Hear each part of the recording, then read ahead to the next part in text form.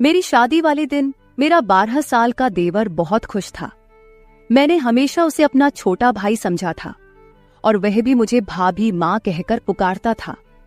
पति की मौत होने से कुछ दिन बाद मुझे अकेले सोने में डर लगता, तो मैं अपने देवर को अपने साथ बेड पर सुलाने लगी। सर्दियों की रातें थी और एक बिस्तर में मुझे देवर के साथ सोना बहुत अजीब सा लगता था। देवर मुझसे काफी छोटा था। वो 12 साल की उम्र में भी 18 साल का जवान लड़का लगता था। पति की मौत के बाद मैंने बहुत मुश्किल से ही गुजारा किया था, लेकिन कब तक मैं इस तरह गुजारा करती। उस रात सोचा कि एक बार देवर को आजमा के देखती हूँ। आधी रात हुई तो देवर को हिलाकर देखा तो वह गहरी नींद में था, लेकिन वहां हाथ लगाते ही मेरी आंखें हैरत से फटी की फटी रह गई, क्योंकि उसका 7 इंच। 2 दिन पहले ही मेरा पति इस दुनिया से चला गया था। मेरे घर में मेरे सास ससुर और ननदें भी नहीं थी। मेरे पति का इस दुनिया में अपने छोटे भाई के अलावा और कोई नहीं था। राहुल की उम्र सिर्फ 12 साल की थी। वह मुझसे छोटा था। जिंदगी में मैंने कभी उसे छोटे भाई से ज्यादा कुछ नहीं समझा था। मेरा देवर 12 साल का था। मैंने उसे हमेशा ही बच्चों की तरह समझा था। जब मेरी शादी हुई थी तो वह मेरी शादी वाले दिन बहुत खुश था। कहता था कि मुझे नई माँ मिल गई है। लेकिन मेरी माँ मुझे यही समझाती रहती थी, बेटा तुम्हारा देवर तुम्हारा बेटा नहीं है, इससे फासले पर रहना। थोड़े अरसे के बाद वह बड़ा हो जाएगा, फिर उसका और तुम्हारा पर्दा लाजिम होगा। इसलिए तुम अभी से इसे आदत डालो कि वह तुम्हारे कमरे में बिना रोक टोक न आया करे। मैंने बहुत बार देखा है कि तुम्हारा देवर बिना वजह मुंह उठाए तुम्हारे कमरे में आ जाता है। बेटी, तुम्हें ऐसा नहीं करना चाहिए। तुम एक शादीशुदा लड़की हो। तुम्हें अपने पति की भी परवाह करनी है और अपने घर वालों की भी। मैं अपनी माँ की बातें सुनती तो मुझे ऐसा लगता, राहुल के बारे मेरी माँ बहुत बुरा सोचती है, इसलिए मैं उनकी बातों पर खफा होती थी। लेकिन जब आज मैं बेसहारा हो गई, मेरा पति इस दुनिया से चला गया था, तो मेरी आंखों से आंसू बह रहे थे। मैं सोच भी नहीं सकती थी कि वह मुझे अपने 12 साल के भाई के ऊपर छोड़कर इस दुनिया से चला जाएगा। मेरी जिंदगी मुश्किल में पड़ गई थी। रो रोकर मेरा बुरा हाल था। रात के 12 बज गए थे। मेरा देवर राहुल अभी तक घर नहीं आया था। वह शायद अपने भाई के रिश्तेदारों के साथ मसरूफ था। मेरा दिल इसी बात से संतुष्ट था कि वह घर नहीं आता तो ज्यादा अच्छी बात है, क्योंकि अगर वह घर आ गया तो मुझे भी गैर महसूस होगा। मुझे रह रहकर अपनी माँ की बातें याद आ रही थी, लेकिन इस लम्हे घर के दरवाजे पर दस्तक हुई। मेरा दिल उछलकर हलक में आ गया।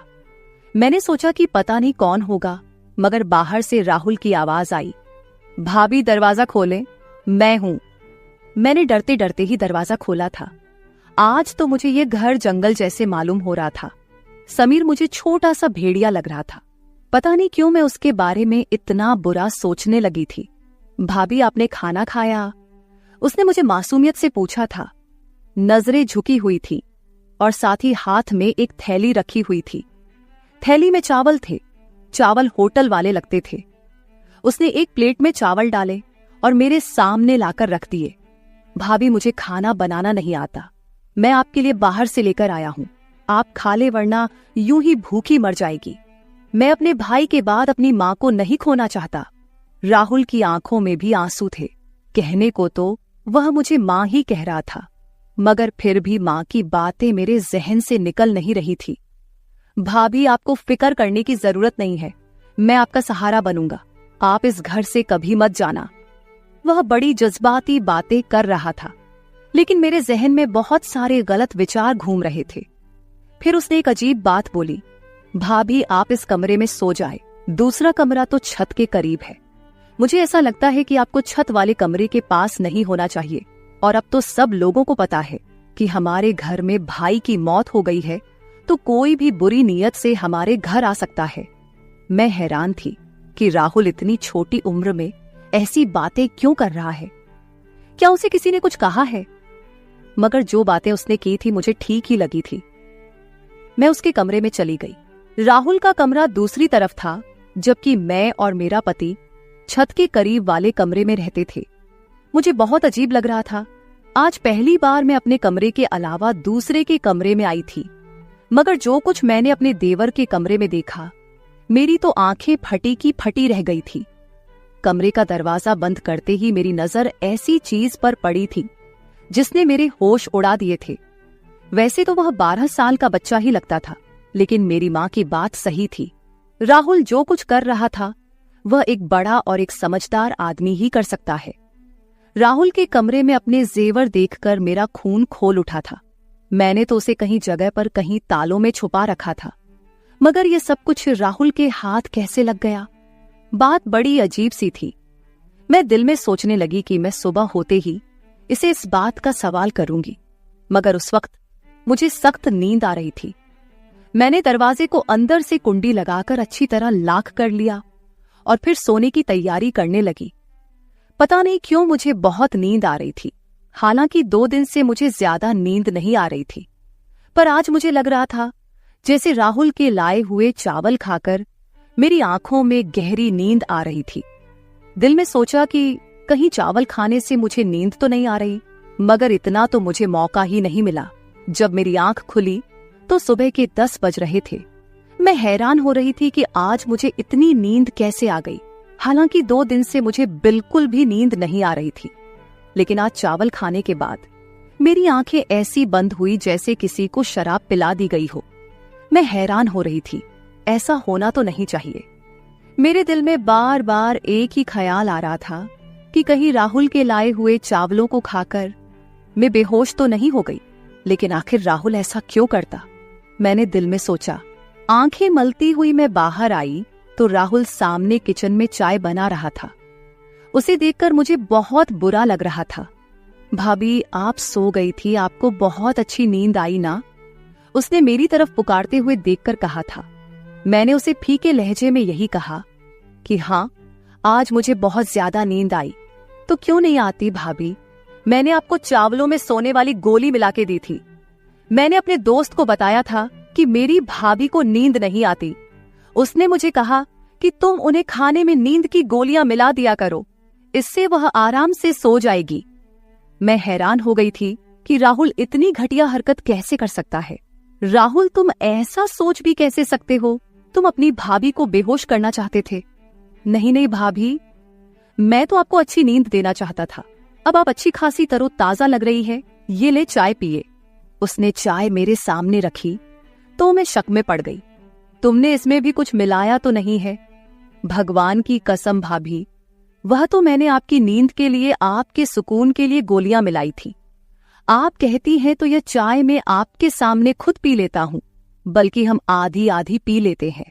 उसने इस गिलास से घूंट भरते हुए मुझे दिखाया तो मैं यकीन कर बैठी। मैंने कहा कि ठीक है, मुझे माफ कर दो, मैं तुम्हारे बारे में शक्की हो जाती हूं। मैं राहुल का चेहरा देखती तो उसकी मासूमियत पर मुझे यकीन आ जाता था, क्योंकि वाकई उसके चेहरे पर बहुत ज्यादा मासूमियत और शराफत थी। मैंने आज उसे कुछ नहीं कहा था। मैं जानना चाहती थी कि वह आगे खुद से क्या कहेगा, क्योंकि जो कुछ मैं उसके कमरे में देख आई थी उसकी तो कोई माफी नहीं थी। थोड़ी देर बाद उसने खुद ही मुंह खोल लिया। भाभी, मैं आपके जेवर बेचना चाहता हूँ। मेरा एक बहुत ही जानने वाला और ईमानदार अंकल है। वह हमारे जेवर बेचकर हमें बहुत सारे पैसे देंगे। हम उन पैसों से मकान खरीद लेंगे। इस किराए के मकान में हम कब तक रहेंगे? मकान मालिक तो परसों किराया लेने आ जाएगा। हमारे पास तो पैसे ही नहीं है। राहुल की बात सुनकर मैं हैरान हो गई थी। अभी तक ऐसा तो मैंने भी नहीं सोचा था। फिर वह कैसे सोच सकता था? बात बड़ी अजीब थी। मैंने कहा, राहुल, तुम्हें ये ख्याल कैसे आया कि हम एक नया घर बनाए? भाभी, मुझे आगे शादी भी करनी है। हमें सारी जिंदगी एक साथ रहना है। नया घर होना चाहिए हमारे पास। और किराए के घरों में तो इंसान सिर्फ जलील और रुस्वा होता है। राहुल की बात ठीक थी, इसलिए मैंने उसे जेवर वाले मामले में कुछ नहीं कहा। लेकिन मुझे डर था कि वह जेवर बेचकर हमारे पास अगर पैसे ना आए तो क्या होगा। मैं एक बेवा औरत थी। मेरा देवर 12 साल का था, तो ऐसे में कोई भी हमें आराम से, आसानी से धोखा दे सकता था। मैंने सोचा कि इस बारे में किसी से मशवरा कर लूं। मैं अपने मायके वालों से कहती हूं, वह मेरी मदद जरूर करेंगे। राहुल तो छोटा बच्चा था, जबकि इस बात पर मुझे अभी तक गुस्सा था कि उसने मेरे कमरे से आखिर इतने ताले तोड़कर वह जेवर निकाले कैसे, जबकि ताले टूटे हुए भी नहीं थे, जबकि इस जेवर के बारे में मैंने राहुल को बताया भी नहीं था। मुझे अब राहुल पर गुस्सा आ रहा था, लेकिन हर बार जब भी वो कुछ करता, उसकी मीठी बातें और समझदारी मेरे गुस्से की आग को ठंडा कर देती। मैंने अपने मायके वालों से कहा कि मुझे यह जेवर बेचकर घर खरीदना है। उन्होंने मुझसे कहा कि नहीं, घर लेने की जरूरत नहीं है, तुम अब बेवा हो चुकी हो, तुम्हें अब हमारे घर आना होगा। पर मैं उनके घर नहीं जा सकती थी। मैं जानती थी कि मेरे भाई अपनी बीवियों के गुलाम हैं। वह अपनी बेवा बहन को कभी भी सहारा नहीं देंगे। जिंदगी भर इंसान उनके सहारे तो नहीं रह सकता। अभी अच्छा मौका था, मैं अपने जेवर बेचकर एक घर खरीद सकती थी। मेरे पति ने अपनी जिंदगी में मेरे लिए काफी सारे जेवर बनाए थे, मगर अपने भाइयों की नीयत देखकर मैंने वह जेवर देने का इरादा तय कर दिया। अब मैं राहुल के सहारे ही चल रही थी। मैंने कहा, राहुल, तुम चाहे तो वह जेवर बेच दो। मैं अपने मायके वालों से और उनके रवैया से मायूस हो गई हूं। राहुल ने अपने उन्हीं अंकल को वह जेवर जाकर दे दिए और 2 दिन के बाद हमें एक बहुत मुनासिब जगह पर घर ढूंढकर घर की चाबी और घर के कागजात उन्होंने राहुल के हवाले कर दिए। मैं तो इस सारे अमल पर हैरान रह गई कि 2 दिन में इतनी जल्दी यह घर हमें कैसे मिल सकता है, जबकि लोगों को काफी सारा काम भी करना पड़ता है। घर का इंतकाल, घर के कागजात, बहुत सारी ऐसी चीजें होती है जिन पर इंसान को मेहनत करनी पड़ती है, वक्त लगाना पड़ता है। जब राहुल ने कागजात लाकर मेरे हाथ में रखे तो मैं हैरान रह गई थी। वह था तो 12 साल का, मगर उसकी सोच बड़ों वाली थी। फिर उसने एक अजीब सी बात कही। कहने लगा कि भाभी, हम सारा घर साफ कर लेंगे, तो आपसे जरूरी बात करनी है। आज राहुल की आंखें तो अजीब सी लग रही थी। उसकी नजरों में कोई अजीब सी बेचैनी थी, जिसे देखकर मैं समझ नहीं पा रही थी कि वह मुझसे क्या कहना चाहता है। उस वक्त मैं जल्दी में थी। हमने घर में सारा सामान भर दिया था। अब हमें आगे की फिक्र थी कि हमारा खाना पीना और राशन कहां से होगा, जबकि मैंने तो कभी जिंदगी में बाहर जाकर कोई नौकरी भी नहीं की थी। फिर राहुल ये क्यों कह रहा था कि उसे मुझे कोई जरूरी बात करनी है? पता नहीं उसे मुझे क्या बात करनी होगी। मेरे जहन में बहुत सारे सवाल थे, पर मैं फिलहाल चुप रहना चाहती थी। शाम को मैंने सारा सामान अपनी अपनी जगह पर रख दिया था। वैसे भी हमारा सामान कम ही था, ज्यादा माल और दौलत तो नहीं थी जिसे हम लिए फिरते। मैंने सारा काम करने के बाद अच्छा सा खाना बनाया। मैं राहुल का इंतजार कर रही थी, क्योंकि वह इस घर का हिस्सा था और मैं नहीं चाहती थी कि वह बाहर जाकर गंदा खाना खाए। मैंने उसके लिए खाना बहुत मेहनत से बनाया था, बिल्कुल वैसे ही जैसे अपने पति की पसंद से पहले बनाया करती थी। हर किस्म के लाड प्यार और नखरे उठाती थी।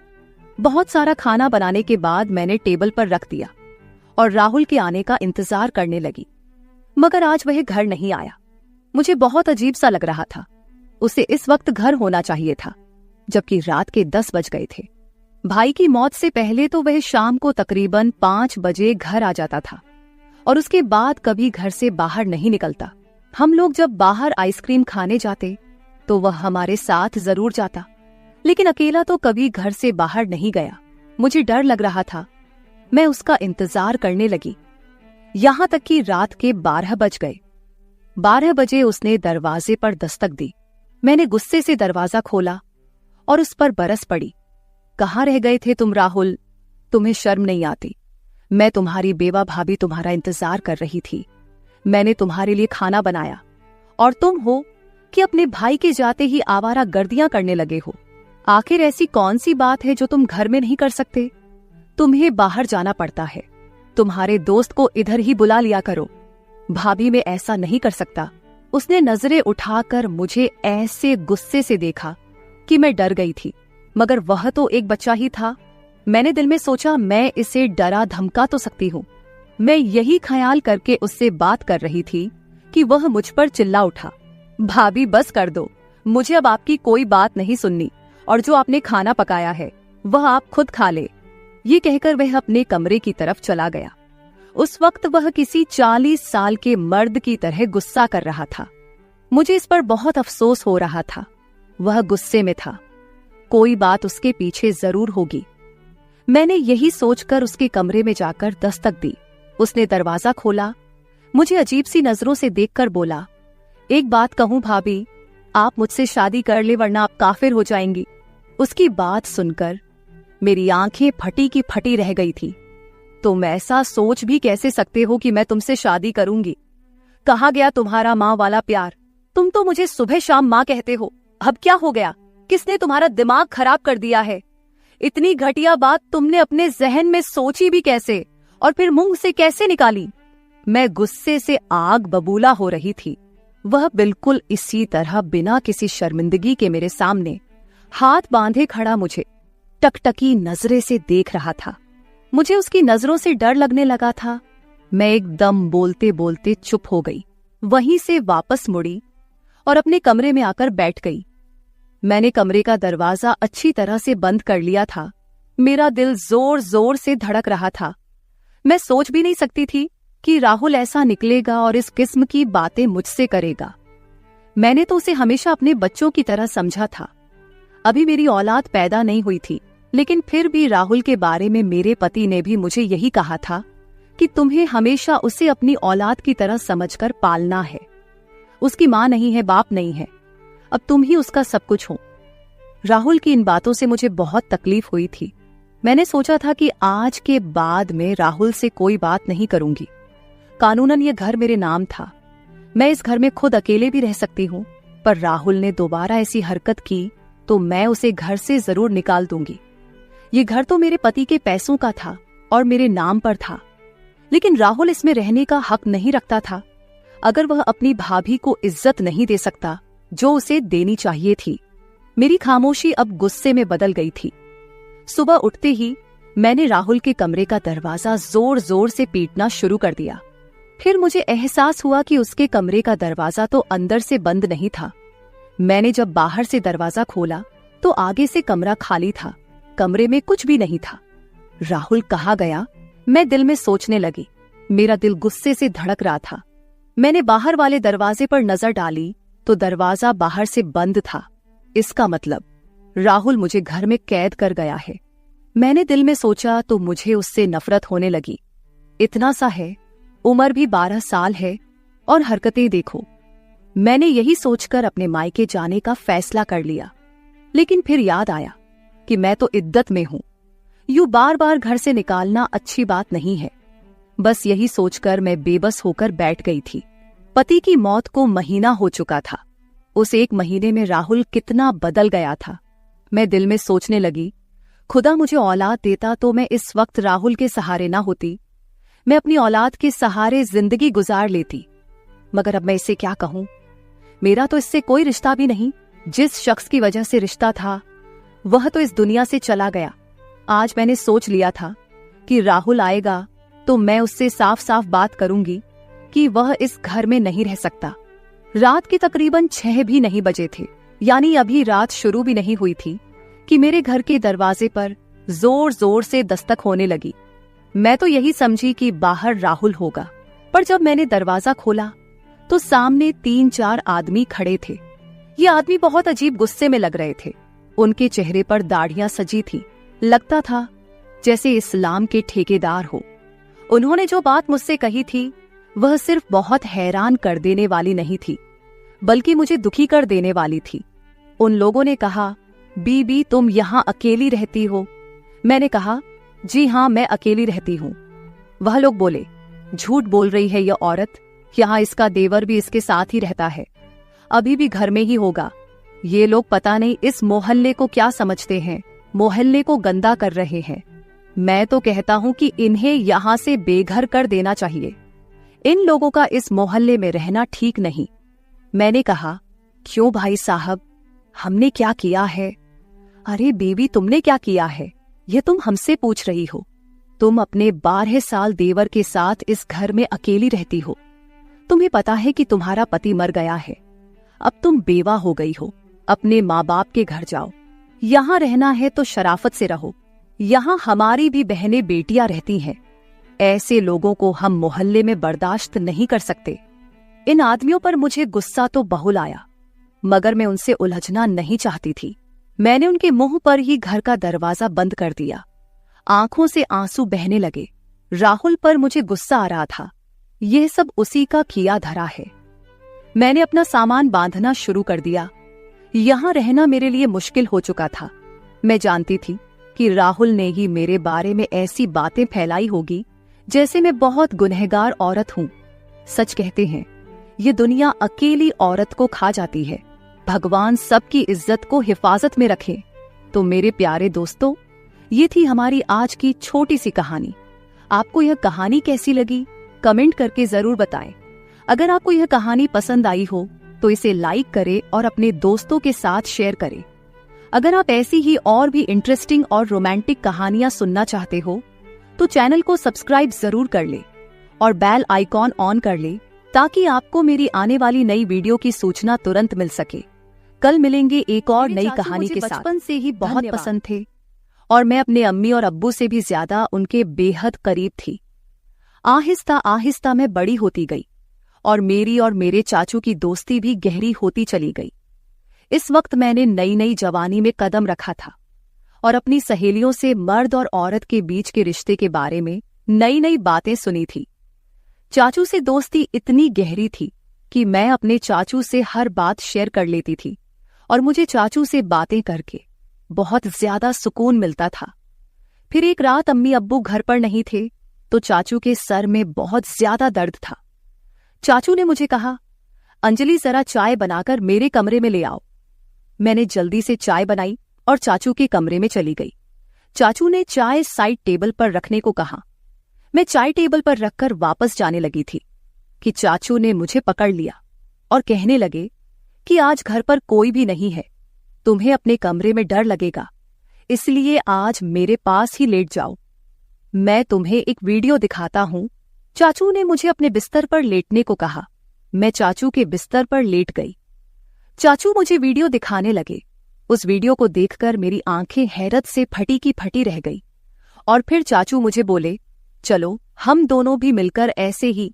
हेलो दोस्तों, स्वागत है आप सभी का हमारी एक और रोमांचक कहानी में। उम्मीद करती हूं कि आपको यह कहानी बेहद पसंद आएगी। मेरा नाम अंजलि है और मेरी उम्र 15 साल है। अभी मैंने 9th क्लास पास की है। मुझे पढ़ने का बहुत शौक था, लेकिन मेरे अब्बू मेरी पढ़ाई के खिलाफ थे। मैंने अम्मी और चाचू से कहा कि मैं आगे पढ़ना चाहती हूं, तो आप दोनों प्लीज मेरी मदद करो और मेरे अब्बू को राजी करो। अम्मी ने अपनी तरफ से बहुत कोशिश की, लेकिन अब्बू नहीं मान रहे थे, क्योंकि उनका कहना था कि आजकल कॉलेज में पढ़ाई कम और आशिकी ज्यादा चलती है। तभी मेरे चाचू ने अब्बू को समझाया और एक तरफ से मेरी गारंटी ले ली कि मैं ऐसा कुछ भी नहीं करूंगी और सिर्फ पढ़ाई करूंगी। तब जाकर अब्बू मेरे कॉलेज जाने के लिए मान गए और चाचू से कहा कि आज से अंजलि की जिम्मेदारी तुम्हारी है। अगर उसने कुछ उल्टा सीधा काम किया जिससे इस घर और खानदान पर कोई दाग लगा तो अंजलि के साथ साथ तुम्हारी भी खैर नहीं है। चाचू ने अब्बू से कहा कि भाईजान, आप फिक्र ना करें, मैं अंजलि की हर हरकत पर नजर रख लूंगा। मुझे इस वक्त पता नहीं था कि चाचू के दिल में क्या है और वह मेरी इतनी हिमायत क्यों कर रहे हैं। लेकिन मजे की बात तो यह हुई कि मैंने कभी सोचा ही नहीं था कि मेरी चाचू के साथ दोस्ती इतनी आगे तक चली जाएगी। फिर कुछ ही दिनों में चाचू ने मेरे साथ जाकर मेरे कॉलेज में दाखिला करवा दिया। पहले पहले तो मैं खूब दिल लगाकर पढ़ाई करने लगी और कॉलेज में किसी के साथ ज्यादा फ्री नहीं होती थी। जो भी कॉलेज में होता वह रात को मैं चाचू को घर आकर बता देती। चाचू भी मेरे साथ बहुत ज्यादा फ्री होने लगे थे और मुझे लगता कि वह मुझे बहुत अजीब नजरों से देखते हैं, क्योंकि मेरी चाची गांव में रहती थी और चाचू नौकरी के सिलसिले में हमारे घर पर ही रहते थे।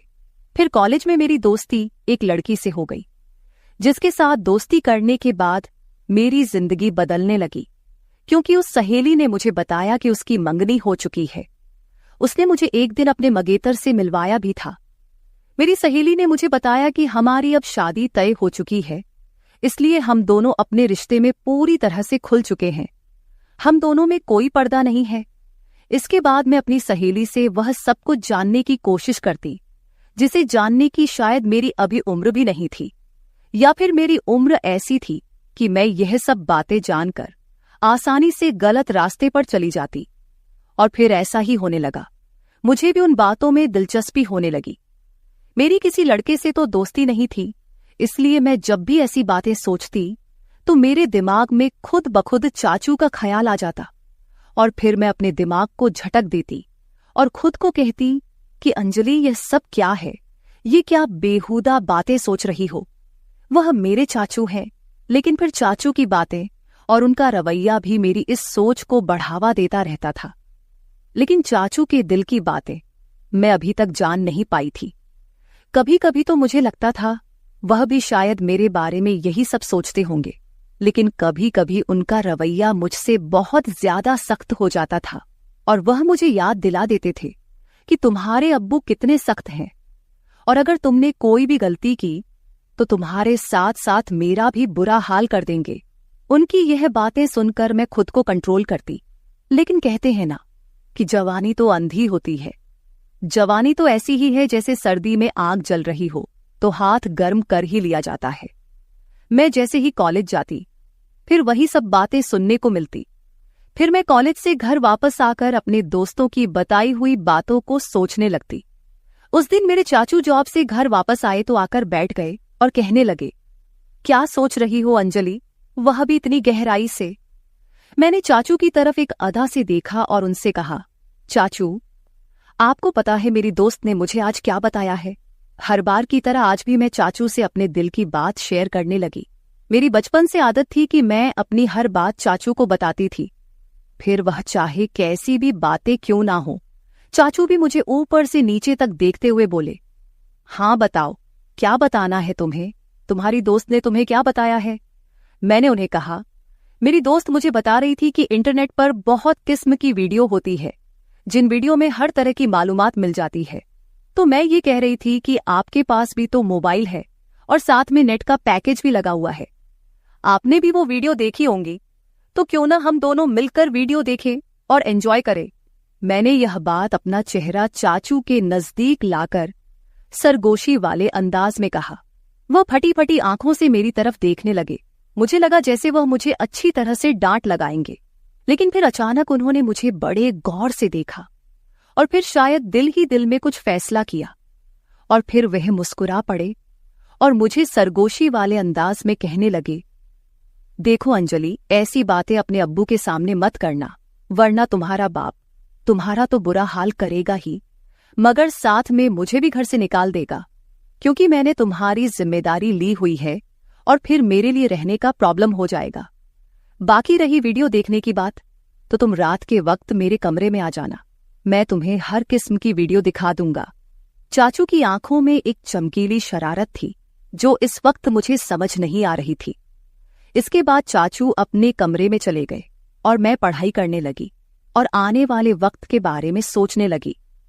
अब मेरा दिल किताबों में नहीं लग रहा था और बस रात को क्या होगा यही सोचने लगी, लेकिन पढ़ाई करना भी जरूरी था, क्योंकि पढ़ाई के मामले में चाचू बहुत ज्यादा सख्त थे और मुझे कहते थे, सबसे पहले तुम्हारी पढ़ाई और बाकी मौज मस्ती बाद में है। और उनका कहना था कि अगर तुम पढ़ाई में भी अच्छी रहोगी तो तुम्हारे अब्बू भी समझेंगे और तुम्हारी आजादी के दरवाजे तुम्हारे लिए खुलते चले जाएंगे। उनकी यह बात मुझे भी बिल्कुल ठीक लगती थी, इसलिए मैंने अपने दिल से सारी बातें निकाली और मन लगाकर अपना कॉलेज का काम करने लगी और जल्दी जल्दी सारा काम खत्म कर दिया। जैसे जैसे रात करीब आ रही थी, मेरे दिल में भी हलचल हो रही थी। फिर जब मैं सारे कामों से फारिग हुई तो रात को आराम से मैं चाचू के कमरे में चली गई। मैं जब कमरे में गई तो चाचू लड़कियों की मैगजीन देख रहे थे। मुझे देखते ही वह मुस्कुराने लगे और उन्होंने वह मैगजीन छुपा दी। सर्दियों का मौसम चल रहा था और दिन ब दिन सर्दी बढ़ती जा रही थी। आज रात तो सर्दी बहुत ज्यादा थी, इसीलिए मैं जाते ही चाचू के बिस्तर में घुसकर चाचू के पास चिपक कर बैठ गई और उनसे कहा, अब मुझे जल्दी से वह वीडियो दिखा दो, नहीं तो फिर अब्बू के आने का टाइम हो जाएगा। फिर चाचू भी बिना टाइम वेस्ट किए मुझे वीडियो दिखाने लगे। वीडियो देखते ही मेरे अंदर से मुझे कुछ बदलाव महसूस होने लगे, लेकिन इत्तेफाक से हमने अभी चंद वीडियो ही देखी थी कि अब्बू हमारे कमरे में आ गए। अब्बू आते ही मुझसे कहने लगे, इतनी रात के वक्त चाचू के कमरे में क्या कर रही हो? चलो अपने कमरे में चली जाओ। अब्बू बहुत ही सख्त मिजाज के थे और मैं उनसे काफी डरती भी थी। तो जैसे ही अब्बू ने सख्त अंदाज में कहा, मैं सब कुछ भूल गई और जल्दी से अपने कमरे में आ गई। मैंने सोचा जैसे ही अब्बू चाचू के कमरे से निकलकर अपने कमरे में जाएंगे तो फिर से मैं चाचू के कमरे में चली जाऊंगी। लेकिन इस रात अब्बू को चाचू से शायद कोई जरूरी काम था, इसलिए अब्बू काफी टाइम तक उनके कमरे में बैठे रहे और इंतजार करते करते मुझे पता ही नहीं चला कि कब नींद आ गई और पता नहीं अब्बू चाचू के कमरे से कब गए। दूसरे दिन कॉलेज से लौटने के बाद मैं बेसब्री से रात का इंतजार करने लगी, क्योंकि मैंने कुछ वीडियो जो देख ली थी, जैसे तैसे करके मैं खुद पर काबू करने लगी और जब टाइम हुआ तो चाचू के कमरे में वीडियो देखने के लिए चली गई। मगर चाचू ने कहा, अभी मैं अपने ऑफिस का काम निपटा रहा हूं, ऐसा करो तुम थोड़ी देर बाद मेरे कमरे में आ जाना, मैं तुमको वीडियो दिखा दूंगा। मैं तो सुबह से ही वीडियो देखने के लिए बेताब हो रही थी, तो चाचू पर थोड़ा गुस्सा करके बैठ गई। मेरे मोबाइल में नेट का पैकेज लगा हुआ था, तभी मेरे मोबाइल पर किसी नए नंबर से मैसेज आया। उसकी भेजी हुई तस्वीर देखकर मेरी आंखें फटी की फटी रह गई। मैं अभी तक उस तस्वीर को देख ही रही थी कि उस आदमी के मैसेज आने लगे। वह काफी रोमांटिक अंदाज में चैट कर रहा था। मैं तो पहले ही बेताब थी, तो मैं भी उसी अंदाज में जवाब देने लगी। फिर मुझे ख्याल आया कि यह बात मुझे चाचू को बतानी चाहिए। मैं फौरन चाचू के कमरे में आई, लेकिन उनके कमरे का दरवाजा बंद था। तब मैं अपने कमरे में वापस आ गई और उस अनजान लड़के से वैसे ही बातें करने लगी। मैं मोबाइल पर उस वक्त मैसेज पर बात कर रही थी जब मैंने उससे कहा कि मैं तुमको देखना चाहती हूं और उसको वीडियो कॉल पर बात करने को कहा, लेकिन उस लड़के ने मना कर दिया। उस टाइम मैं अपने कमरे से बाहर निकली तो मेरी नजर चाचू पर पड़ी। वह इस वक्त अपने कमरे से निकलकर सीढ़ियां चढ़ते हुए छत पर जा रहे थे और उनके हाथ में मोबाइल था। मुझे हैरत हुई कि वे रात के इस वक्त छत पर क्यों जा रहे हैं। रात के 12 बज रहे थे, मुझे नींद भी नहीं आ रही थी, लेकिन मेरे दिमाग में यह शक आ गया था कि कहीं चाचू ही तो मुझे नए नंबर से मैसेज तो नहीं कर रहे हैं। खैर, मैं यही बातें सोचते सोचते अपने चाचू के ख्यालात में पता नहीं कब नींद की वादियों में खो गई और एक ख्वाब देखा जिसमें चाचू मेरे साथ थे और बोल रहे थे किसी काम को करने के लिए। तभी मेरी आंख खुल गई। सुबह मैंने देखा चाचू का मूड बहुत अच्छा था। वह मेरे साथ बहुत हंस हंस कर बातें कर रहे थे। इससे पहले मैं अपने कॉलेज पैदल जाया करती थी, लेकिन उस दिन चाचू ने कहा, आज मैं तुम्हें अपनी बाइक पर कॉलेज के लिए लेकर जाऊंगा, तो मैं भी उनके साथ चल पड़ी। जैसे ही कॉलेज खत्म हुआ और गेट से बाहर निकली तो चाचू मेरा पहले से ही इंतजार कर रहे थे। मैं आज बहुत ज्यादा उदास थी क्योंकि मेरी दोस्त मुझसे नाराज थी, क्योंकि हम दोनों के दरमियान लड़ाई हो गई थी। चाचू ने रास्ते में मेरी उदासी की वजह पूछी तो मैंने उन्हें बताया कि मेरी सहेली से लड़ाई हो गई है और मेरा मूड बहुत ज्यादा खराब है। तो चाचू ने कहा, चलो तुम्हारा मूड ठीक करता हूं, और चाचू ने बाइक एक बिरयानी की शॉप पर रोक दी। उन्हें पता था कि मुझे बिरयानी बहुत पसंद है। फिर हम दोनों ने वहां बैठकर बिरयानी खाई और कोल्ड ड्रिंक भी पी। चाचू वहां भी मुझसे हंसी मजाक कर रहे थे। इसके बाद मैं चाचू के साथ घर वापस आ गई। उस दिन अम्मी अब्बू घर पर मौजूद नहीं थे, शायद किसी रिश्तेदार की शादी में गए हुए थे। तो चाचू मुझसे पूछने लगे कि तुमने मुझसे दोबारा से वह वीडियो देखने को क्यों नहीं कहा। तो मैंने उन्हें बताया कि मैंने तो पहले से ही देख ली है। चाचू एकदम से चौंक कर मेरी तरफ देखने लगे और बोले, वो कैसे देखी? तुम्हारे पास तो सिर्फ सिंपल पैकेज होता है। उन्होंने सख्त अंदाज में पूछा था। मैंने उन्हें बताया कि मेरा एक नया दोस्त बना है, उसने भेजी थी। मैं रात को आपको बताने के लिए आई थी, मगर आप सो रहे थे। जब चाचू ने यह सुना तो गहरी सोच में डूब गए। वह बोले, तुम अभी जाओ और अपने कपड़े चेंज करके आ जाओ। मैं अपने कमरे में चली गई। जब मैं वापस आई तो देखा कि चाचू मेरे मोबाइल पर कुछ तलाश कर रहे थे। मुझे अपनी तरफ बढ़ता हुआ देखकर चाचू ने मेरा मोबाइल टेबल पर रख दिया और फिर हम दोनों ने एक साथ मिलकर खाना खाया।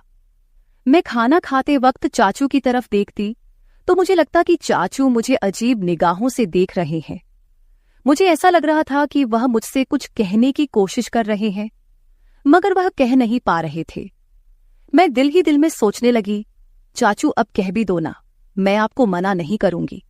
फिर मेरी नजर चाचू के चेहरे से हटकर अपने मोबाइल पर पड़ी, क्योंकि मैं आज भी उस अनजान लड़के के मैसेज का इंतजार कर रही थी। उसने अभी तक मुझे मैसेज नहीं किया था और चाचू भी फिलहाल कुछ कहने को चाह रहे थे। तभी मैंने मोबाइल उठा लिया और खुद ही उस नंबर पर मैसेज करने लगी, मगर मेरे चाचू ने मेरे हाथ से मोबाइल छीन लिया। मुझे लगा शायद उन्हें जलन हो रही है। तभी चाचू ने कहा, अंजलि, खाना खाते वक्त मोबाइल इस्तेमाल करना बिल्कुल भी अच्छी बात नहीं है, इसलिए मोबाइल मुझे दे दो। उन्होंने यह कहते हुए मेरा मोबाइल अपने पास ही रख लिया। मैंने जल्दी जल्दी खाना खत्म किया और चाचू से कहा, अब तो मेरा मोबाइल मुझे वापस कर दो। तब उन्होंने कहा, दे दूंगा, अभी तुम ऐसा करो कि बर्तन समेटकर मेरे कमरे में आ जाओ।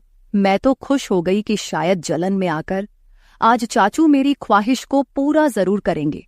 मैंने ऐसा ही किया, जल्दी जल्दी बर्तन समेटे, फिर कॉलेज का काम भी खत्म किया और रात के 11 बज रहे थे जब मैं चाचू के कमरे में आई और उनसे कहने लगी, अब तो मुझे मेरा मोबाइल दे दो, मुझे उस दोस्त से बात करनी है। चाचू ने कहा, मेरे सर में बहुत ज्यादा दर्द हो रहा है, जाओ पहले मेरे लिए अच्छी सी चाय बनाकर लाओ। मैं चाय बनाने चली गई। कुछ देर बाद मैं चाय बनाकर कमरे में आई और चाय टेबल पर रख दी और मुड़कर जाने ही लगी।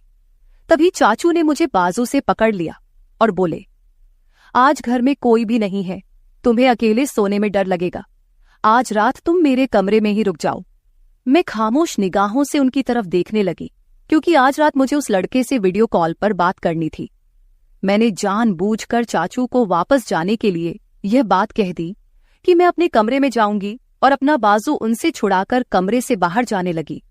मगर चाचू ने मुझे जाने से रोक दिया और बोले, मैंने जो कहा है उतना ही करो। उन्होंने सख्त लहजे में कहा था और मुझे अपने बेड पर लेटने को कहा। मैं भी डर के मारे चाचू के पास ही रुक गई।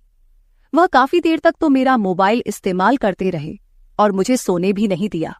फिर चाचू ने मेरे साथ जो व्यवहार किया वो मैं कभी सोच भी नहीं सकती थी। रात के 12 बजे तो उन्होंने मुझे कहा, तुम देखना चाहती हो ना कि वह लड़का कौन है जो तुम्हें वीडियो और तस्वीर भेजता है। चाचू की बात सुनकर मैं बहुत ज्यादा खुश हो गई और बोला, हाँ मैं देखना चाहती हूँ। चाचू ने मेरा मोबाइल मेरे हाथ में थमा दिया और कहा, देखो इसको। उसकी तस्वीर देखकर मेरे होश उड़ गए, क्योंकि वो लड़का मेरी दोस्त का मंगेतर था। मैं फटी फटी हुई आंखों से चाचू की तरफ देखने लगी। मेरी आंखों से आंसू निकल पड़े थे। फिर चाचू बताने लगे कि तुमने जब मुझे इस लड़के के बारे में बताया तो मैं समझ गया था कि जरूर कोई तुम्हें बेवकूफ बना रहा है। तभी मैंने तुम्हारे मोबाइल से अंजलि बनकर इस लड़के से बात करना शुरू कर दिया। वह तुम्हारी तस्वीर बनाकर सोशल मीडिया पर डालने वाला था। अगर मैं उसे ना डराता तुम बर्बाद हो जाती और खानदान की इज्जत खराब हो जाती, और तुम्हारे अब्बू तुम्हारा और मेरा जो हश्र करते वह अलग। अंजलि बेटी, तुम्हारी यह उम्र कुछ अच्छा सीखने की है। ऐसी बुराई वाली बातों से, उन कामों से खुद को बचाकर रखो। तुम जब मुझसे ऐसी बातें करती थी तब मैं उन बातों को तुम्हारा बचपन और मजाक समझकर टाल देता था, मगर फिर मुझे एहसास हुआ कि मुझे टालने की बजाय तुम्हें किसी तरह से समझाना चाहिए। तभी मैंने तुम्हें सख्ती से समझाने के बजाय तुमसे दोस्ती बढ़ाई। अगर उस वक्त मैं तुमको सख्त अल्फाजों में समझाने की कोशिश करता तो शायद तुम समझने के बजाय नाराज हो जाती। फिर तुम मुझसे बातें शेयर ना करती और मुझसे दूर होकर दूसरे लोगों के जाल में फंस जाती। चाचू की बात सुनकर मैं फूट फूट कर रोने लगी। उन्होंने मुझे दिलासा देकर खामोश करवाया और समझाया कि मैं कॉलेज में ऐसी लड़कियों से दोस्ती करूं जो पढ़ाई में तेज हो, ना कि बुरे कामों में। मैंने चाचू से कह दिया कि मैं अब सिर्फ अपनी पढ़ाई पर ध्यान दूंगी, ऐसी लड़कियां और लड़कों के बुरे कामों में अब बिल्कुल भी नहीं पढ़ूंगी। दोस्तों, आज के दौर में माँ बाप अपने बच्चों को अपने साथ हर बात शेयर करने की इजाजत नहीं देते। ये उनके साथ बहुत बड़ी नाइंसाफी है। बच्चों को अच्छे और बुरे काम की तमीज सीखनी चाहिए और स्कूल या कॉलेज में किसी भी तरह की कोई भी हरकत हो तो अपने माँ बाप के साथ शेयर करनी चाहिए, ताकि फ्यूचर में आने वाली मुश्किलों से बचा जा सके। हर माँ बाप को अपने बच्चों को सही और गलत में फर्क बताना चाहिए और उनके हर कदम पर नजर रखनी चाहिए। ताकि अंजलि की तरह उनकी और उनके घर वालों की इज्जत महफूज रहे। तो मेरे प्यारे दोस्तों, इस मामले में आपकी क्या राय है, कमेंट करके जरूर बताएं। अगर आप ऐसी ही और भी इंटरेस्टिंग और रोमांटिक कहानियां सुनना चाहते हो तो चैनल को सब्सक्राइब जरूर कर ले और बेल आइकन ऑन कर ले, ताकि आपको मेरी आने वाली नई वीडियो की सूचना तुरंत मिल सके। कल मिलेंगे एक और नई कहानी के साथ। आज की इस कहानी में आपका दिल से स्वागत है। मैं उन लड़कियों में से थी जिन्हें अपने बिस्तर पर सोने का बहुत ज्यादा शौक था। शायद इसकी वजह ये थी कि मैं अपने भाई बहनों में सबसे छोटी थी और हमेशा अपनी माँ के पास सोती थी। भले ही मैं छोटी थी, लेकिन जब सब सो जाते और कमरे की रोशनी बंद हो जाती, तब भी अगर माँ पापा को बुलाकर अपने पास आने को कहती तो मेरी आंखें खुल जाती थी। जब मैं छोटी थी और माँ मुझे सुलाने के बाद पापा के पास जाती तो मैं जाग जाती और रोना शुरू कर देती। मुझे माँ के बिना बिल्कुल भी नींद नहीं आती थी। जब तक मैं माँ के चेहरे पर हाथ नहीं रख लेती, मुझे सुकून नहीं मिलता था। लेकिन जैसे जैसे मैं बड़ी और समझदार होती गई, माँ ने मुझसे कहा कि अब मुझे अपनी बड़ी बहन के साथ दूसरे कमरे में सोना चाहिए।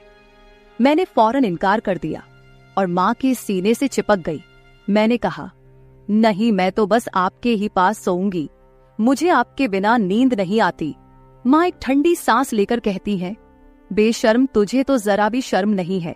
उस वक्त मुझे इन बातों का मतलब समझ नहीं आता था, लेकिन जैसे जैसे मैं बड़ी होती गई, एक रात जो आवाज मैंने सुनी उसने मुझे हैरान कर दिया।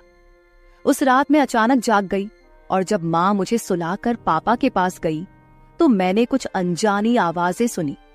पहले तो मैंने सोचा कि माँ का पल्लू पकड़ लूं, लेकिन फिर चुपचाप आंखें बंद करके उन आवाजों को सुनने लगी।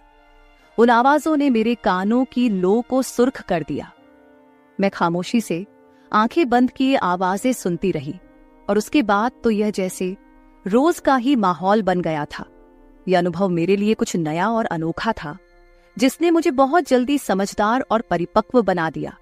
शायद इसलिए क्योंकि मैं बहुत ज्यादा सोचती थी और हर बात की तह तक जाने की कोशिश करती थी।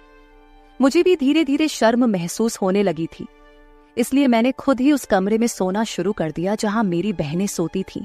मुझसे बड़ी 3 बहनें और 2 भाई थे। समय बीतता गया और सभी शादी की उम्र तक पहुंच गए। मेरे सभी भाई बहनों की मुझसे पहले ही शादियां हो गई। जब मेरी शादीशुदा बहनें किसी फंक्शन के लिए हमारे घर आती तो रात को छुपकर तीनों आपस में बातें करती और खूब हंसती। लेकिन जैसे ही मैं वहां पहुंचती, सब चुप हो जाते। जब मैं उनसे पूछती कि क्या बातें हो रही है, तो वे मुझे कहती, तुम अभी छोटी हो। हालांकि मैं 18 साल की हो चुकी थी, लेकिन वो मुझे अभी भी बच्ची समझती थी। धीरे धीरे मैं इतनी चतुर हो गई कि जब भी मेरी बहनें आती तो मैं जानबूझकर सोने का नाटक करती और उनके बीच बिस्तर पर सो जाती। फिर वे तीनों बैठकर छटखारे लेते हुए आपस में बातें करती, जो पति पत्नी के बीच में होती है। मेरी तीनों बहनें हमेशा आपस में सब कुछ साझा करती थी और साथ मिलकर शरारतें करती थी। मैं भी उनकी बातें सुनती थी और खुद को संयमित रखने की कोशिश करती थी। शादी के बाद की जिंदगी खुशियों से भर जाती है, ये बात मैं जान चुकी थी। इसलिए मेरे दिल में भी एक हलचल मचने लगी थी। मैं सोचने लगी कि आकाश, मेरी भी शादी हो जाए, मेरा भी एक पति हो और मुझे भी अपने पति से वही प्यार मिले जो मेरी बहनों को मिलता है। शादी के बाद ये सब जायज हो जाता है और इसमें सुकून भी मिलता है। ये सोच सोच कर मेरा दिल जोर जोर से धड़कने लगता था। पढ़ाई पर ध्यान देने की बजाय मैं शादी के बाद के ख्वाब देखने लगी। हर रात एक अजीब सी बेचैनी मेरी रग रग में समा जाती थी। मैं जब कमरे में अकेली होती तो अपने मोबाइल पर इंटरनेट पर लड़के लड़कियों की रोमांटिक सॉन्ग देखती और फिर खुद को उस लड़की की जगह महसूस करती।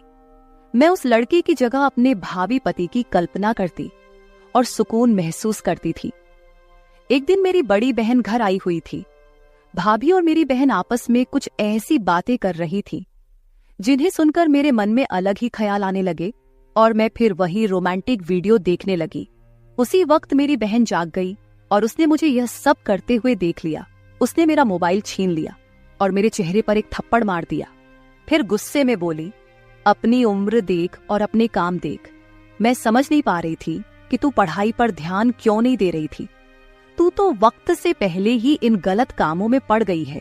तुझे बहुत शौक है अपनी जिंदगी में किसी को शामिल करने का। देखती हूँ, सुबह माँ से कहती हूँ कि तेरी ये बेटी एक दिन तेरा मुंह काला करके चली जाएगी, इससे पहले कि कुछ और बुरा हो इसे यहां से चलता करो। जब मेरी बहन को मेरी इस हरकत का पता चला तो मैं बहुत डर गई। मैं रोने लगी और उससे हाथ जोड़कर माफी मांगने लगी। नहीं दीदी, ऐसा कुछ नहीं है, मैं तो बस ऐसे ही देख रही थी। लेकिन उसने मुझे खूब डांटा। अगले दिन मेरी बहन ने मुझे मेरा मोबाइल वापस कर दिया, लेकिन यह वादा लिया कि अगर दोबारा इस तरह की फिजूल वीडियो देखी तो अंजाम बुरा होगा। मैंने भी तौबा कर ली थी, पर जब मैं कॉलेज जाती और अपनी सहेलियों को उनके बॉयफ्रेंड के साथ बातें करते हुए सुनती तो फिर से मेरे अंदर वही भावनाएं जागने लगती। मैं 18 साल की थी जब मेरी बहन ने एक बार फिर मुझे मोबाइल पर वही वीडियो देखते हुए देख लिया। वह कहने लगी, तुझसे मना किया था ना, फिर भी नहीं मानी। लगता है तेरी जवानी कुछ ज्यादा ही जोश दिखा रही है। चल अब माँ को बताती हूँ। मुझसे रहा नहीं गया तो मैंने गुस्से में कह दिया, हाँ, खुद तुम लोग शादी करके अपनी जिंदगी एंजॉय कर रहे हो और मुझे एक वीडियो भी नहीं देखने देती।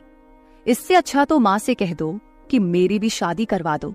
मैं शादी लायक हो चुकी हूँ, घर के काम भी अच्छे से कर लेती हूँ और पढ़ाई लिखाई में मेरी वैसे भी कोई खास दिलचस्पी नहीं है। जब भी मैं कुछ कहती हूँ लोग मेरी माँ बनकर मुझे डांटने पर तुले रहते हैं। मेरी बहन ने मुझे थप्पड़ मारा और कहा, क्या जमाना आ गया है, जब ससुराल जाओगी तब सीधी हो जाओगी। ससुराल में सिर्फ पति ही नहीं होता बल्कि ढेर सारी जिम्मेदारियां भी होती है। हम तो ससुराल की थकान लेकर मायके में आकर चैन की सांस लेते हैं। रात को पति का मूड देखना पड़ता है, गुस्सा सहना पड़ता है और सुबह से ननद देवरानी और जेठानी दिमाग खराब करती है। महंगाई और बिजली के बिल वैसे ही सरदर्द देने के लिए तैयार रहते हैं। तुम्हें शादी आसान लगती है, लेकिन असल में ऐसा नहीं है। मेरी बहन ने मुझे बहुत समझाया, लेकिन मैं कहाँ समझने को तैयार थी। मेरे लिए भी रिश्ता देखा जाने लगा। सबसे पहले जो रिश्ता आया वो मेरी भाभी के खानदान का था। मेरी भाभी तो वैसे भी मुझे कुछ खास नहीं समझती थी और मुझे उस घर से निकालने के चक्कर में थी। जब लड़के की तस्वीर दिखाई गई तो वह बहुत खूबसूरत था। उसे देखकर मेरे दिल की धड़कन तेज हो गई। उसके साथ शादी के बाद का ख्याल आते ही मेरे अंदर एक अजीब सी खुशी दौड़ने लगी। हमारे घर वाले सादगी पसंद थे, इसलिए हमारी शादी भी सादगी से होने वाली थी। शादी की तैयारियां शुरू हो गई और फिर वह दिन आ गया जब मैं मेहंदी लगाकर दुल्हन बनकर बैठी थी। खानदान की सारी औरतें आकर मेहंदी की रस्म निभा रही थी। मैं भले ही गंभीरता से बैठी थी, लेकिन अंदर से मेरे मन में खुशी की लहर दौड़ रही थी। अगले दिन मैं अपने पति के पास पहुंचने वाली थी और इस ख्याल से ही मेरे अंदर हलचल मच रही थी। शादी वाले दिन मेरे दिल में एक अजीब सी खलबली थी, लेकिन मायके को छोड़ने का दुख भी था। जब मैं तैयार होने के लिए ब्यूटी पार्लर जा रही थी तो एक बार मुड़कर अपने उस घर को देखा जिसे छोड़कर मुझे जाना था। आज मैं उस घर को हमेशा के लिए छोड़ने वाली थी। बस बाद में जब मैं इस घर में वापस आती तो एक मेहमान के रूप में आती। आज इस घर में मेरा आखिरी दिन था। ये सोचकर मेरी आंखों में आंसू आ गए। फिर मैं दुल्हन बनकर शादी हॉल के लिए रवाना हो गई। शादी हो चुकी थी और मैं दुल्हन के रूप में सबसे ज्यादा खूबसूरत लग रही थी। मेरा दूल्हा भी कुछ कम नहीं लग रहा था। लोग हमारी जोड़ी की तुलना चांद और तारों से कर रहे थे। शादी के बाद विदाई का समय आ गया और मैं अपने ससुराल आ गई। मेरी सास बेहद खुश मिजाज और आजाद सोच रखने वाली औरत थी। उन्हें देखकर कोई नहीं कह सकता था कि वो मेरी सास है, बल्कि वह अपने बेटे की बड़ी बहन लग रही थी। उनका व्यवहार ऐसा था कि मुझे भी खुशी थी कि शादी के बाद हम दोनों सास बहू नहीं बल्कि माँ बेटी बनकर रहेंगे। जब मैं रुखसत होकर अपने ससुराल पहुंची तो मेरी सास ने साड़ी पहनी हुई थी और बाल खुले हुए थे। वो वाकई माँ कम और बड़ी बहन ज्यादा लग रही थी। उन्होंने ही मुझे आकर कमरे में बैठाया। जब मैं बेड पर बैठी तो मेरी सास पास आकर बैठ गई। उन्होंने मेरा दुपट्टा थोड़ा पीछे करके ठीक किया और मेरी तरफ देखकर कहने लगी, तुम्हें देख तो मेरा बेटा बेहद खुश हो जाएगा। तुम बहुत खूबसूरत हो और अपने पति को सही तरह से संभाल लोगी। ये सुनकर मैं शर्म से लाल हो गई। मैंने कभी सोचा भी नहीं था कि मेरी सास इस तरह की बातें कर सकती है। मैं मुस्कुराई तो वो कहने लगी, अरे बहू, मुझे बाकी सास जैसा मत समझो, मैं तुम्हारी दोस्त बनकर रहूंगी, तुम मुझसे बिना झिझक कुछ भी शेयर कर सकती हो। उनकी बातें सुनकर मेरा मन हल्का हो गया और मुझे यकीन हो गया कि हमारा रिश्ता सास बहू से बढ़कर दोस्ती का होगा। अगर सुहागरात को लेकर मुझसे कुछ पूछना चाहती हो या कोई मसला है तो बताओ, फिक्र की कोई जरूरत नहीं है। मैं तो पहले ही शर्म से पानी पानी हो चुकी थी। मैंने सोचा था कि मेरे पति बहुत रोमांटिक होंगे और मेरी हर कोई ख्वाहिश पूरी करेंगे, लेकिन मेरी सास ने सोने पर सुहागा कर दिया। मैंने उन्हें मना किया कि ऐसी कोई बात नहीं है, मुझे कुछ नहीं पूछना। फिर भी वो मेरे पास बैठ गई और धीरे से कानों में बताने लगी कि आज के दिन लड़कों को कैसे खुश किया जाता है। मैं पूरे ध्यान से उनकी बातें सुनती रही। कुछ देर बाद जब सासू माँ कमरे से बाहर गई तो मैंने बाहर से आवाज सुनी। सास माँ अपने बेटे से कह रही थी, बेटा मेरी बहू को ज्यादा तंग मत करना, अगर मुझे सुबह शिकायत मिली तो मैं अपनी बहू को 1 महीने तक अपने पास बुला लूंगी। इस पर मेरे पति चुप थे। जब वे कमरे में आए तो मैं फौरन सिर झुकाकर बैठ गई। मेरे पति मेरे सामने आकर बैठे और जैसे ही उन्होंने मेरा घूंघट उठाया तो मेरे हुस्न की तारीफें करने लगे। उनकी तारीफ सुनकर मैं शर्म से मुस्कुराती रही। फिर उन्होंने मेरा हाथ पकड़कर सोने की अंगूठी मेरी उंगली में पहना दी और हाथ सहलाने लगे। मैं आज बहुत खुश थी कि आखिर वो रात आ ही गई थी जिसका मैं कब से इंतजार कर रही थी। शायद ही किसी लड़की ने मुझसे ज्यादा इस दिन के लिए इंतजार किया होगा। लेकिन जैसे ही मेरे पति मेरे पास आए, उनके फोन पर एक कॉल आ गई। मेरे पति उस कॉल को देखकर गंभीर हो गए। वो फोन कान से लगाकर बालकनी में चले गए और काफी देर तक बातें करते रहे। मुझे समझ नहीं आ रहा था कि वह किससे बात कर रहे हैं। मेरे मन में अजीब अजीब ख्याल आने लगे। मैं उठकर उनके पीछे गई, लेकिन तब तक वे फोन बंद कर चुके थे। मेरा पति काफी परेशान नजर आ रहे थे। मैंने पूछा, क्या हुआ, सब ठीक तो है ना? उन्होंने कहा, बॉस ने मुझे एजेंट के तौर पर मुंबई जाने को कहा है। सुबह एक बहुत जरूरी मीटिंग है जिसके सारे दस्तावेज मेरे पास थे। ये प्रोजेक्ट भी मैंने ही तैयार किया था। वैसे तो ये मीटिंग 1 हफ्ते बाद होने वाली थी, लेकिन जिसके साथ मीटिंग थी उन्हें रात में ही हर हाल में कहीं बाहर जाना है। इसलिए मुझे मुंबई के लिए निकलना पड़ेगा ताकि सुबह की मीटिंग में समय पर पहुंच सकूं। मेरे सारे अरमानों पर जैसे पानी फिर चुका था। फिर सभी जाग चुके थे। सास तो पहले से ही तैयार थी और ससुर ने भी ढीला ढाला सा लिबास पहन रखा था। वैसे ये मानने वाली बात थी कि दोनों अपने जवान बेटे के माता पिता होने के बावजूद खुद भी बिल्कुल जवान लगते थे। मेरी सास जो न जाने सुबह शाम सुर्ख गुलाब खाती थी, उनके चेहरे की चमक देखकर मुझे लगता था कि मानो वो किसी रानी के समान हो। जब मेरे पति ने उन्हें बताया कि उन्हें इमरजेंसी में जाना पड़ेगा तो दोनों ही चिंतित हो गए। वे कहने लगे, मत जाओ, तुम्हारी बीवी क्या सोचेगी, आज तुम्हारी शादी की पहली रात है, खास रात है, मत जाओ। लेकिन मेरे पति ने कहा कि नौकरी चली जाएगी, इस रात का क्या है, हमने तो पूरी जिंदगी एक साथ गुजारनी है। मेरे पति जैसे तैसे समझाकर वहां से चले गए और मैं बस मुंह देखती रह गई। मैंने उनका सामान पैक करने में मदद की थी और वह एयरपोर्ट के लिए निकल चुके थे तो ससुर उन्हें छोड़ने गए। सास मेरे पास आकर बैठ गई और बार बार माफी मांगने लगी, लेकिन मैंने कहा, कोई बात नहीं, हो जाता है। जब ससुर लौट कर आए तो दोनों अपने कमरे में चले गए और मैं कपड़े बदलकर बिस्तर पर सोने के लिए लेट गई। अंदर से मैं बहुत बेचैन थी और सोच रही थी कि अब ये 2 दिन कैसे काटूंगी। खैर, जहां इतने साल निकाले हैं वहां 2 दिन भी निकाल दूंगी। उस रात मैं सो गई। सुबह कुछ मेहमान मेरे मुंह दिखाई के लिए आए थे। हर कोई पूछ रहा था, तुम्हारा पति कहाँ है, दूल्हे के बिना तो दुल्हन अधूरी होती है। इस तरह की बातें सुनकर मैं शर्म से लाल हो रही थी। फिर मेरे मायके से मेरी बहनें और भाभियां आई। मेरी बहनें शरारत से पूछने लगी, चलो अब कल रात के बारे में कुछ बताओ, तुम्हारा पति तुम्हारे पास रुका भी, जाओ, उससे पहले ही तुमको छोड़कर चल गया। मैंने गहरी सांस लेकर अपने आप को संभाल लिया। मेरी बड़ी बहन मेरे पास आई और ताली बजाकर जोर से हंसी। उसने कहा, जैसे को तैसा, जितनी बेताबी तुम्हें थी, देखो तुम्हारे साथ क्या हुआ। मेरा तो बस नहीं चल रहा था, वरना अभी तुम्हारा गला दबा देती। फिलहाल 2 दिन बाद मेरे पति को वापस आना था। मुझे लगा कि ये 2 दिन पल झपकते ही गुजर जाएंगे। मैं अपनी सास के साथ काफी घुल-मिल गई थी। उनके चेहरे पर इतनी चमक थी कि कई कुंवारी लड़कियां भी ऐसी चमक के लिए तरसती थी, लेकिन मेरे पति मुझसे और दूर होते जा रहे थे। अब वो कहने लगे कि 2 हफ्ते बाद आएंगे, जबकि मैं यहाँ सास ससुर की खूब सेवा कर रही थी। उस दिन जब मेरी सास ने हमारे लिए चाय बनाई और लिविंग रूम में लाई, तो मैं उनके पास ही बैठ गई। मैंने उनके चेहरे की ओर देखा और कहा, अरे मम्मी जी, आप ऐसा क्या खाती है? आपको देखकर बिल्कुल भी नहीं लगता कि आप एक जवान बेटे की माँ हैं। इतनी चमक तो आजकल की कुंवारी लड़कियों में भी नहीं होती। मेरी बात सुनकर सास हंसते हुए बोली, अरे पगली, तेरे ससुर मुझसे इतनी मोहब्बत करते हैं। इस उम्र में भी वो मेरी हर ख्वाहिश पूरी करते हैं। जब और औरतें इन चीजों के लिए तरसती हैं, मेरे पास वो सब कुछ है। फिर क्यों ना मैं किसी जवान लड़की की तरह चमकती रहूं। सास की बात सुनकर मैं शर्म से लाल हो गई।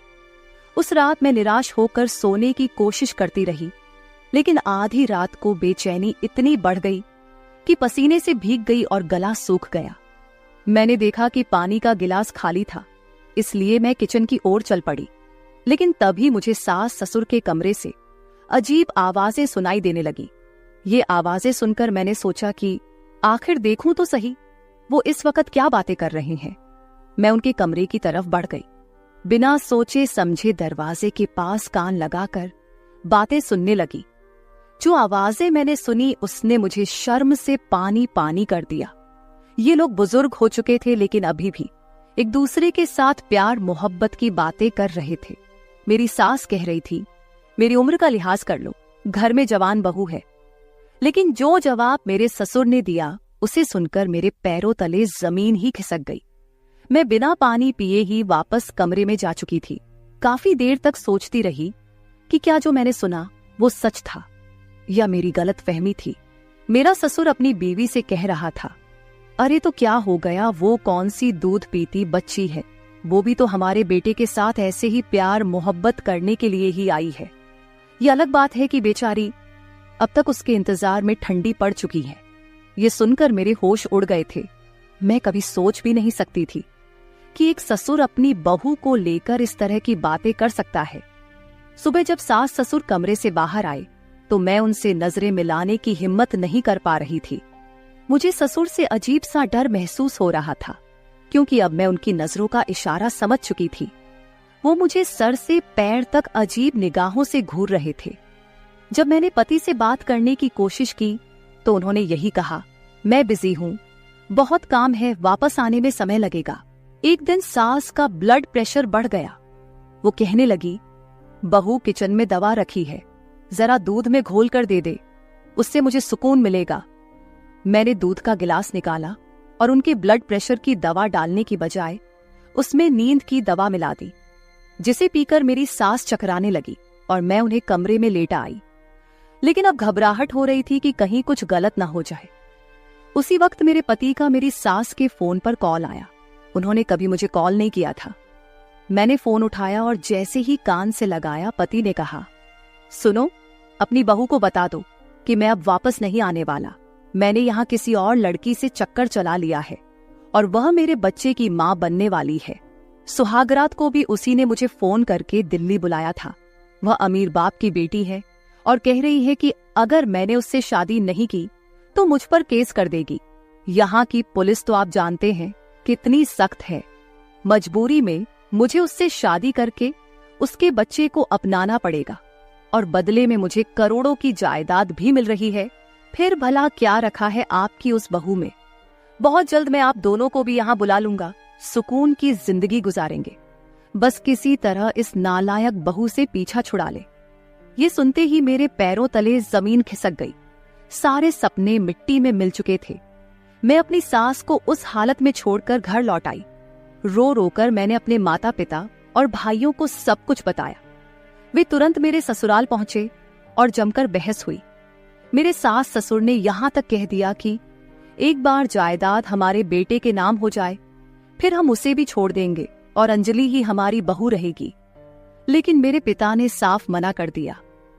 कुछ सालों बाद अदालत में केस चला और मेरा अपने पति से तलाक हो गया। कम उम्र में ही मैंने ये सब झेला। मेरी बहन सही कहती थी कि दाव, शादी के बाद बहुत कुछ ऐसा होता है जो एक लड़की की जिंदगी को पूरी तरह बदल देता है। जो मैं कभी हंसमुख चुलबुली और भावुक हुआ करती थी, अब खामोश रहने लगी थी।